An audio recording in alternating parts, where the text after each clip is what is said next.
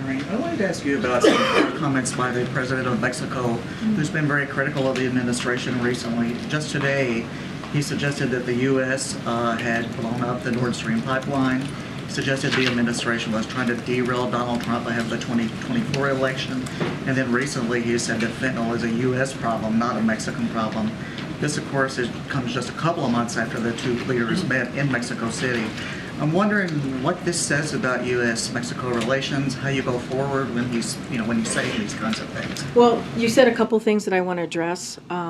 Clearly, the first two are not true, and so I'm just going to put that on the record.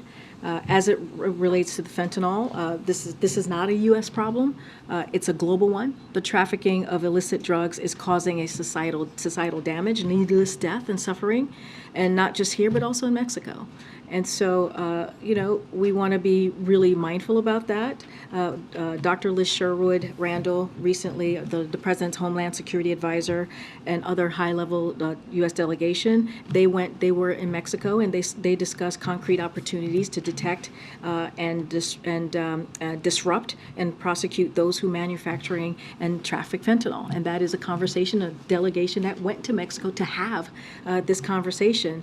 And so, just want to be really clear about that, because that is something that when we think about fentanyl, it's something that is affecting many communities. Look, we see our relationship with Mexico a vital one, an important one. They are a close neighbor.